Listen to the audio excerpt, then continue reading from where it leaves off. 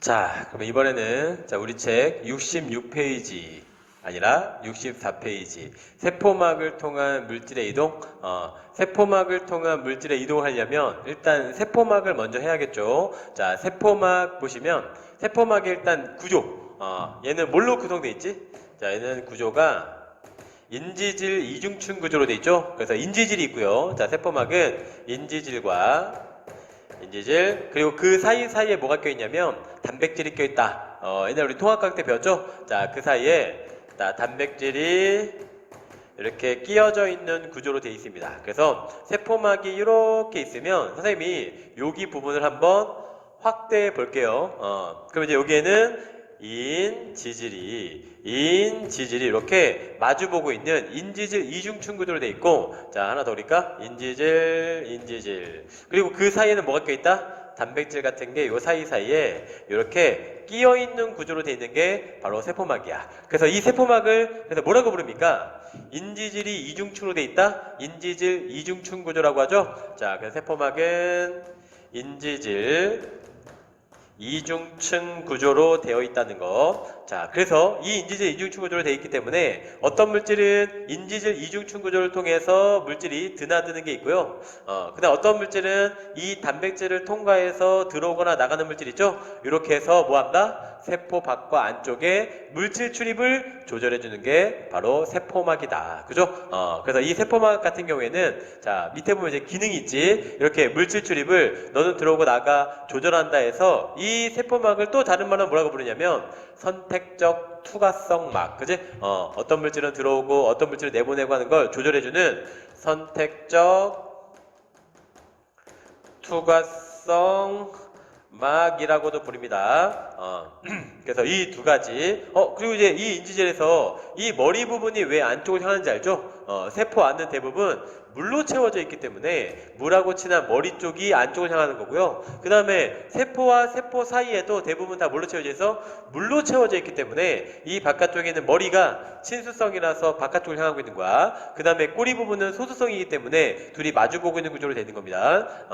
그리고 이제 선택적 투과성 막이라는 거. 그러면서 이제 또 세포막의 기능에 그 밑에 보면 뭐 세포를 인식하는 기능도 한다. 뭐 신호를 전달하는 기능도 한다. 그리고 또 뭐 있어? 효소작용을 하기도 하고 물질을 수송하기도 한다. 이렇게 나와 있는데요. 이 생물투에서는 신호를 인식하기도 하고 신호를 전달하기도 한다. 뭐 이런 기능도 있지만 주로 효소작용. 세포막에 있는 이 단백질이 효소작용을 해서 이 효소를 이용해서 우리가 할 수 있는 게 뭐야? 물질 대사죠. 자, 그래서 물질 대사를 하거나, 자, 이 단어에서는 요거 단백질이 물질을 수송하는 통로 역할을 한다. 요거에 초점을 맞춰서 공부하시면 되고요. 자, 그리고 그 다음 페이지에 보시면 유동 모자이크막이라고 있잖아. 자, 여기에 있는 이 인지질은 제자리에 딱 고정되어 있는 게 아니라 계속 자리를 바꾸면서 움직여. 그러면 그 사이에 있는 단백질들도 막 이렇게 움직이거든.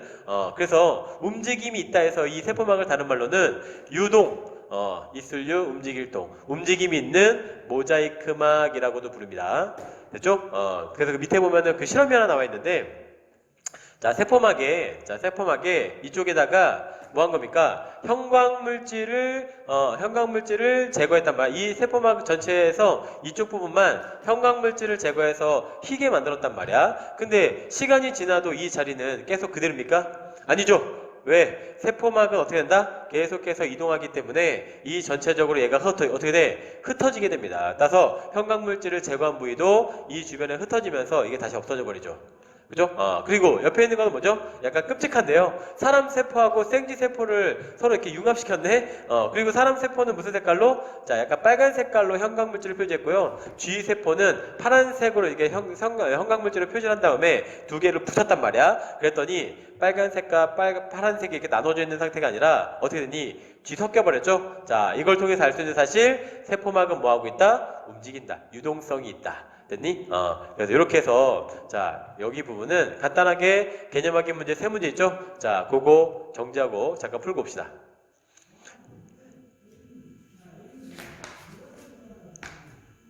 벌써 다 풀었나요? 자, 그렇다면 우리 책 66페이지. 자, 이제 세포의 선택적 투과성에 대해서 할 텐데 여기 좀 지우고 할게요.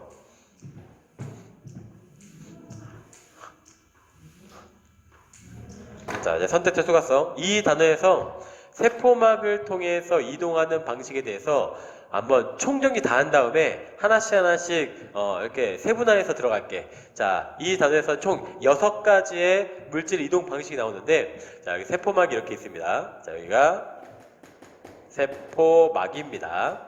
자, 첫 번째는 뭐가 있냐면요.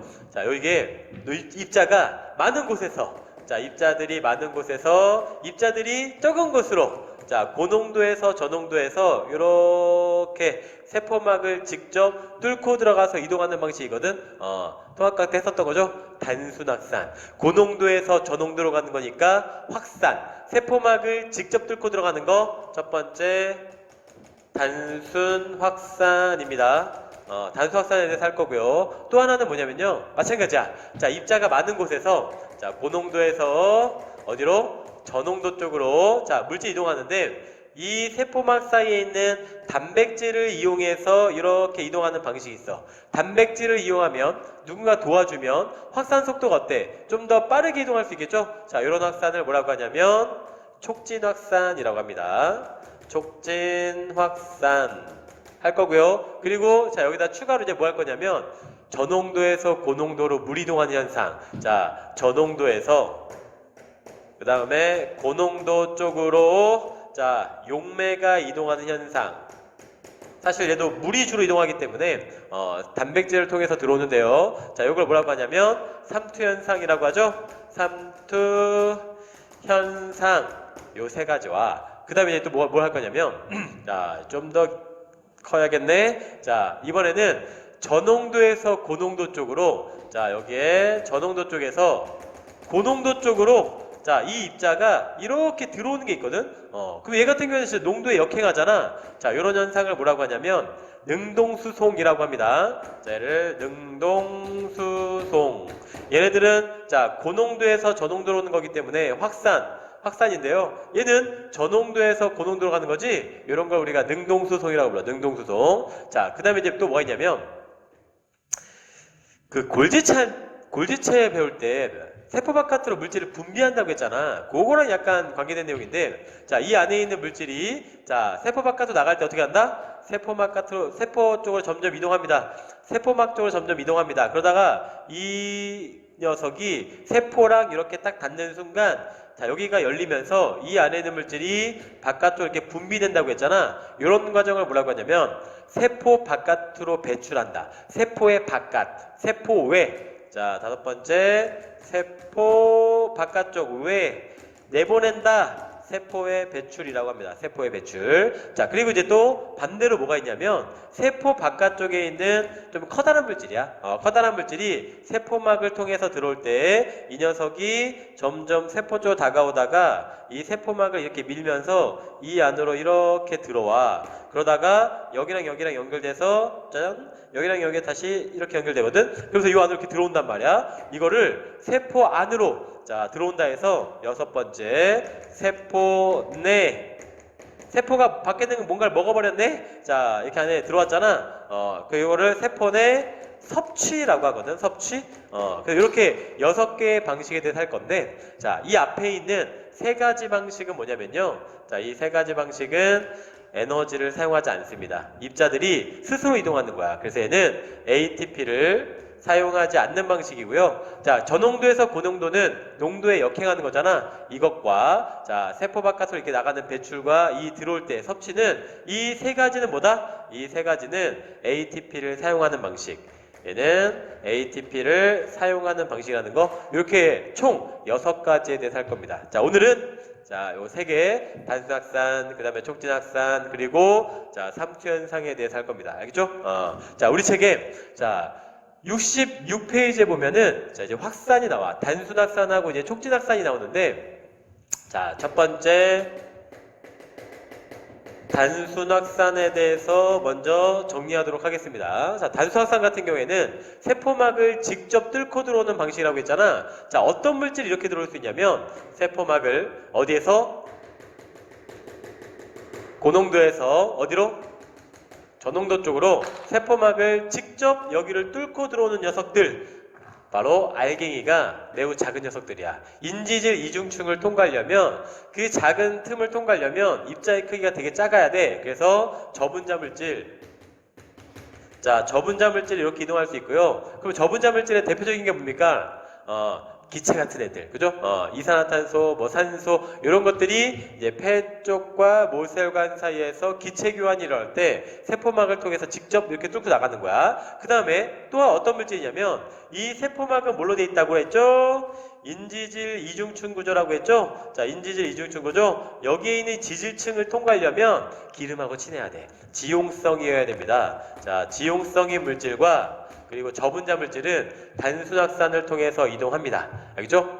그래서 요거를 선생님이 자 이동하는 걸 그래프로 한번 그려볼게요. 자 그래프로 한번 그려보면 자 이게 농도 차이라고 할까? 자 농도 차이, 세포 바깥쪽과 안쪽의 농도 차이. 그 다음에 여기 세로축을 이동하는 속도라고 한다면 바깥쪽과 안쪽의 농도 차이가 많이 나면 많이 날수록 이 단순확산은 점점 자, 이렇게 점점 이렇게 증가하게 됩니다. 이런 게 바로 단순 확산이야. 이런 게 단순 확산입니다. 알겠습니까? 자, 그러면 옆에 자, 두 번째 촉진 확산을 볼게요. 그리고 이 단순 확산 같은 경우에는 선생님이 예를 들어서 한번 해볼게요. 우리 옛날에 배웠던 건데 다 기억하겠지만 그래도 혹시 몰라서 자, 주로 이제 기체가 이동하는 게 시험이 많이 나오는데 여기 페포라고 합시다. 자, 여기 페포라고 할게요. 그 다음에 이 페포를 둘러싸고 있는 혈관이 모세혈관이죠. 자, 여기가 모세혈관이라고 할게. 그럼 우리 숨 쉴 때 들어오는 기체가 산소기체죠? 자, 산소기체가 폐 안으로 들어옵니다. 그러면 산소의 분압이 모세혈관에서의 산소의 분압보다 더 크기 때문에 산소가 폐포에서 모세혈관 쪽으로 이렇게 확산돼서 들어오는데 이게 바로 단순 확산이라고요. 알갱이가 매우 작은 기체가 이동하는 거. 그리고 이산화탄소는 어디가 더 많아? 자, 이산화탄소는 모세혈관 쪽이 더 많죠. 그래서 모세혈관에 있는 이산화탄소가 마찬가지 확산에 의해서 폐포를 통해서 몸 밖으로 이렇게 나가게 되는데요. 이렇게 이산화탄소가 모세혈관에서 폐포 쪽으로 이동하는 것도 단순 확산이야. 어렵지 않죠? 그죠? 자, 이 단순 확산의 대표적인 예까지 한번 해봤습니다. 그럼 이제 자 촉진 확산. 자, 이제 촉진 확산. 이 촉진 확산을 통해서 이동하는 거는 어떻게 이동한다고요? 자, 여기에 있는 뭐를 이용해서 단백질 통로를 이용해서 자, 물질이 어디에서? 고농도에서 자, 어디로? 자, 저농도 쪽으로 이렇게 단백질을 통해서 들어오는 게 바로 촉진 확산입니다. 이 단백질 같은 경우에는 구조가 바뀌면서 밖에 있는 물질을 잡아서 안으로 이렇게 넣어주는 경우도 있지만 자, 그냥 자체가 통로라서 거기 이렇게 뚫고 들어가는 방식도 있어. 그래서 거기 막 책에 단백질의 종류들도 나와 있는데 뭐 그게 큰 의미 없습니다. 중요한 건 뭐다? 단백질을 통과해서 들어온다는 게 중요한 거야. 됐지? 그럼 이렇게 이동하는 물질은 뭔가? 자, 이렇게 이동하는 물질 자, 바로 지용성이 세포막을 직접 뚫고 들어온다면 그러면 수용성인 건 단백질을 통해서 들어와야죠. 그죠? 수용성 물질. 자, 수용성 물질과 대표적인 수용성 물질은 뭐가 있습니까? 이온들이죠. 자, 이온들 이런 것들 이동할 때는 촉진 확산을 통해서 이동하는 건데 이거 우리 이미 했습니다. 언제 했죠? 뉴런에서. 자, 뉴런에서 세포 바깥쪽과 안쪽에서 이온들이 이동하는 통로 역할을 하는 게 Na 플러스 K 플러스 펌프 있었죠. 그거는 이겁니다. 능동수소. 다음에 할 거고요. 그 다음 또 뭐 있었더라? Na 플러스 통로와 K 플러스 통로가 있었죠. 자, 여기에 있는 Na 플러스 통로. 그 다음에 여기에 K 플러스 통로. 자, 이 통로를 통해서 Na 플러스가 바깥쪽에서 안으로 들어왔었죠. 근데 이것도 알아야 돼. 어디가 더 높다는 거 알아야 돼? 뉴런 내부보다 바깥쪽이 Na 플러스의 농도가 높다는 거 알고 있어야 됩니다. 알겠죠? 그 다음에 K 플러스는 어디로? 안쪽에. 그죠? 안쪽이 더 높기 때문에 안쪽에서 바깥쪽으로 이렇게 뭐를 통해서? 통로를 통해서 이동한다고 했는데 이 통로가 바로 단백질인 겁니다. 알겠지? 이렇게 해서 이동하는 방식이 촉진확산. 자, 이 촉진확산을 선생님 옆에다 그래프 한번 그려볼게요. 자, 촉진확산도 마찬가지로 확산이기 때문에 자, 안과 바깥쪽의 농도 차이가 커지면 커질수록 속도가 점점 빨라지고요. 촉진이니까 단순보다 빠르겠죠. 자, 그런데 어때? 나중에는 계속 빨라지는 게 아니라 일정해집니다. 시험 문제에 이런 그래프가 나옵니다. 그러면 이걸로 보고 뭘 하는 걸 찾아야 돼? 이게 촉진 확산이라는 걸 찾아야 돼. 자, 그리고 또 하나, 왜 일정한 거야? 왜 확산 속도가 일정해지는 거야? 바로 이 촉진 확산은 뭐를 통해서 이동하기 때문에? 단백질을 통해서 이동하기 때문에. 자, 단백질 통로가 3개다. 그러면 자, 여기에 바깥쪽에 입자가 하나 있으면 농도 차이가 1 차이 나면 한 번에 몇 개 들어와? 하나씩 들어옵니다. 자, 이번엔 바깥쪽에 입자가 2개야. 그럼 한 번에 몇 개씩 들어와? 한 번에 2개씩 들어와. 그래서 농도가 높아지면 3개야. 그럼 어떻게 돼? 한 번에 몇 개씩 들어와? 3개씩 들어와. 농도가 높아질수록 속도가 빨라진단 말이야. 근데 이 바깥쪽이 아무리 4개가 있어도 이 통로가 3개밖에 없으면 한 번에 몇 개씩밖에 못 들어와? 3개씩밖에 못 들어줘. 이런 상태를 뭐라고 합니까? 이런 상태를 단백질이 포화된 상태라고 하죠. 모든 단백질이 입자들을 수송하고 있는 상태, 포화 상태가 되면 더 이상 증가하지 않고 일정해지는 겁니다. 됐지? 이 2개의 그래프를 보시고요. 단순하고 촉진을 찾아주시면 되겠습니다. 자, 그럼 이제 우리가 이 단원에서 이제 마지막으로 해야 될 게 뭐냐면 삼투현상이거든. 삼투현상. 자, 우리 책 67페이지입니다. 자, 이제 마지막으로 삼투현상까지 하고 마무리하도록 하겠습니다. 자, 이제 삼투현상을 보시면요. 어디에서 어디로 이동하는 겁니까? 삼투현상은. 자, 이번에는 자, 반대로 저농도에서 자, 삼투현상. 저농도에서 어디로? 자, 고농도 쪽으로 용매가 이동하는 현상.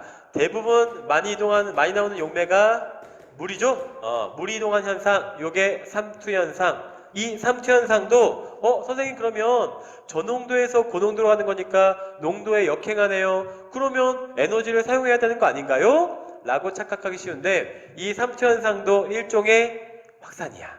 왜? 저농도는 물이 많은 겁니까? 적은 겁니까? 농도가 낮다는 거는 물이 많다는 거죠. 그죠? 자, 여기는 물이 많은 상태고. 그 다음에 고농도는 뭐야? 물의 양이 적으니까 농도가 진한 거지. 그래서 여기는 물의 양이 적은 상태야. 그러면 물 입장에서 보면 자, 물이 많은 곳에서 물이 적은 곳으로 가는 거기 때문에 얘도 뭐다? 일종의 확산입니다. 그래서 ATP, 에너지를 사용하지 않습니다. 알겠죠? 그래서 삼투현상, 자, 거기 책에 삼투현상이 되고 있는 모습이 그림으로 나와 있죠? 자, 거기는 그림에 보시면 왼쪽에는 뭡니까? 저농도의 설탕 용액. 자, 저농도의 설탕 용액이 들어있고요. 그 다음에 오른쪽에는 뭐야? 고농도의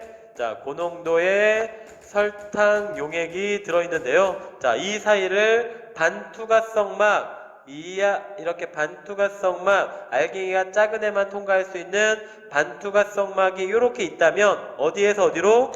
저농도에서 고농도 쪽으로 자, 물이 이렇게 용매가 이동하기 때문에 자, 이쪽은 물의 높이가 어떻게 됩니까? 물이 빠져나가니까 낮아지겠죠. 그 다음에 여기는 어떻게 돼? 자, 물이 들어오니까 높아지겠지. 이런 거 뭐 쉽게 찾을 수 있겠죠?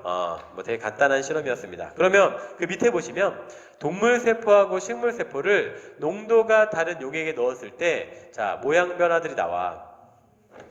자, 선생님은 통합각 때 이 내용을 했기 때문에 여러분 머릿속에 있을 거라고 믿고 있지만 혹시 모르는 사람들을 위해서 한 번만 할게요. 알겠죠? 자, 이번에 자, 동물세포하고 그 다음에 식물세포를 둘 다 자, 세 종류의 용액에 넣어 볼 건데 하나는 뭐냐면 이 세포들보다 농도가 높은 용액, 고장액 에 넣어 볼 거고요. 얘네들하고 농도가 똑같은 용액, 등장액 액체가 짠! 등장인가? 자, 등장액 농도가 같다는 얘기야. 같을 등. 자, 그 다음에 선생님처럼 이렇게 나대시면 안 됩니다. 알겠죠? 자, 저장액. 자, 농도가 낮은 용액, 저장액. 자, 이 세 군데에다가 세포를 한번 넣어 볼게요. 그러면 고장액에 넣으면 어떻게 되죠? 자, 주로 많이 넣는 게 적혈구인데요. 자, 적혈구를 고장액에 넣으면 바깥쪽이 고농도고요. 상대적으로 안쪽이 저농도니까 물이 어디에서 어디로? 저농도 쪽에서 고농도 쪽으로 자, 이렇게 빠져나오겠네? 그러면은 이 세포가 어떻게 돼? 점점 쪼그라듭니다. 그죠? 자, 쭈그러듭니다. 자, 세포가 쭈그러듦. 자, 그 다음에 등장액에 넣으면 변화 없겠죠. 자, 그대로. 얘는 그대로이다. 자, 그리고 이제 저장액에 넣으면, 자, 여기는 바깥쪽이 저농도고, 안쪽이 그러면 상대적으로 고농도죠? 이때는 뭐가? 이 안으로 물이 들어가기 때문에, 세포에 물이 점점 들어가면 어떻게 돼? 점점 커지다가 펑 터집니다. 그래서 마치 세포 안에 있는 이 소기관들이 터져 나올 때, 용이 피를 흘린 것과 같다. 그래서 이걸 뭐라고 하냐면, 용혈현상이라고 부릅니다. 요거를 용혈현상이라고 부른다는 거. 자, 요게 이제 자, 동물 세포를 넣었을 때 여기서 주의사항이 하나 있죠. 자, 이 등장액에 넣었을 때 과연 물의 이동 없을까요?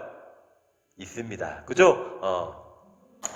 똑똑한 사람도 있네. 자, 들어가는 거 있습니다. 근데 나오는 거 있는데 이 둘이 어떻기 때문에? 같기 때문에. 그죠? 물이 이동하지 않는다 그러면 틀려. 자, 들어가는 것과 나가는 게 같기 때문에 이 크기가 그대로인 겁니다. 자, 마찬가지입니다. 여기 들어가는 거 있습니까? 없습니까? 있습니다. 근데 들어가는 것보다 나오는 게 더 많기 때문에 줄어드는 거야. 오케이. 자, 그 다음에, 자, 식물세포는 좀 달라. 자, 다릅니다. 어떻게 다르죠? 자, 바깥쪽에 세포벽이 있기 때문에 절대 쭈그러들지 않습니다. 그럼 어떻게 됩니까? 안쪽에 있는 물이 나오기는 하는데 쭈그러들지는 않습니다. 그냥 안쪽이 이렇게 쭈그러들죠. 안쪽이 쭈그러드는데요. 그러면서, 자, 이 바깥쪽에 있는 세포벽과 자, 세포벽이 있기 때문에 동물 세포하고 다르다는 거 중요합니다. 그 다음에 이 안쪽에 있는 게 세포막이죠? 이 두 개가 서로 분리가 되는데 이런 현상을 뭐라고 하냐면 세포 안에 생명활동이 일어나는 부분을 원형질이라고 하기 때문에 이거를 원형질 분리라고 불러. 자, 원형질 분리 현상이 나타난다는 거 중요하고요. 자, 그 다음에 자, 얘를 자, 등장액에 넣었을 때는 안 그릴게요. 그대로이다. 그 다음에 자, 저장액에 넣으면 세포 안으로 약간 물이 들어가기 때문에 이렇게 약간 부풀어 올라. 자, 부풀어 오르긴 하는데 터지진 않습니다. 자, 터지진 않는데요. 그 이유도 마찬가지 세포벽이 있기 때문에 이런 상태를 우리가 뭐라고 하냐면 팽팽한 상태. 팽팽한 상태, 팽윤 상태라고 합니다. 팽수 아닙니다. 자, 팽윤 상태라고 합니다. 됐나요? 그래서 이때도 마찬가지야. 들어오고 나가는 거 다 있습니다. 이렇게 해서 자, 동물세포하고 식물세포를 넣었을 때 어떻게 되는지를 했거든. 자, 근데 이거는 이미 우리가 통합과학 때 다 했던 겁니다. 중요한 건 뒤에 있습니다. 자, 그럼 뒤에 보시면 이제 그래프가 하나 나오죠. 자, 이 그래프를 이제 우리가 분석할 수 있어야 되는데 이 부분이 조금 어렵습니다. 자, 여기는 지울게요. 여기 지울게요. 다 아시니까. 자, 지울게요. 여기 지울게. 자, 요 그래프가 약간 어렵기 때문에 좀 집중해서 보셔야 돼. 자, 여기에서 세로축을 압력이라고 할게요. 자, 여기 세로축을 압력. 그 다음에 여기 가로축을 세포의 크기, 세포의 부피라고 할게. 자, 부피. 세포의 부피. 그리고 세포의 크기가 여기 1이라고 합시다. 원래 크기야, 원래 크기. 세포의 상대적인 크기 1이라고 할게. 여기는 1보다 작은 겁니다. 세포가 1보다 작을 때. 그 다음에 여기는 세포의 크기가 1보다 클 때, 여기로 갈 때는 클 때입니다. 됐지? 그리고 이제 이걸 하기 전에, 자, 우리 삼투압. 자, 삼투압을 구하는 공식이 여기 넘기기 바로 전에 하나 있었거든? 요즘 반 사람 봤을 텐데, CRT라고 하거든? 화학 공부하는 사람들은 화학 말고 생물만 하는 사람들은 이거 뭐지 이거 막 이럴 텐데 화학하는 사람들은 여기서 많이 보지 않았습니까? PV는 NRT, 그지? PV는 NRT도 보지 않았니? 이상기체 상태방정식에서 PV는 NRT였잖아. 자, 이거 V만 이쪽 넘겨볼게. 그러면 부피분의 몰수, 부피분의 몰수 뭡니까? 몰농도. 오랜만에 듣죠? 요 C가 바로 뭐야? 몰농도입니다. 그러면 이제 어떻게 돼? P는 CRT. 요게 바로 삼투압이고요. 압력. 요거는 농도죠? 자, 농도. 요거 상수입니다. 기체 상수라고 해서 상수. 화투 안 하는 사람도 있으니까, 화투 안 하는 사람도 있으니까요. 자, 상수. 그 다음에 이 T는 뭐냐면 절대 온도입니다. 온도. 자, 얘는 온도. 그래서 이 삼투압은 뭐에 비례한다? 농도에 비례한다. 요것 때문에 선생님이 이 식을 써준 건데 사실상 뭐 이걸 계산하는 문제를 선생님이 낼 수도 있어. 근데 계산하는 문제는 거의 안 나오고요. 자, 이 그래프 이제 분석을 할 수 있으면 되는데 발음이 이렇게 하네. 분석을 할 수 있으면 되는데요. 자, 한번 해볼게요. 자, 요 문제가 나왔을 때 자, 여기부터 보면 쉽거든. 여기는 세포의 크기가 1이잖아. 근데 여기는 세포가 왜 작을까? 여기는 세포가 왜 점점 작아지고 있을까? 세포를 고장액에 넣은 겁니다.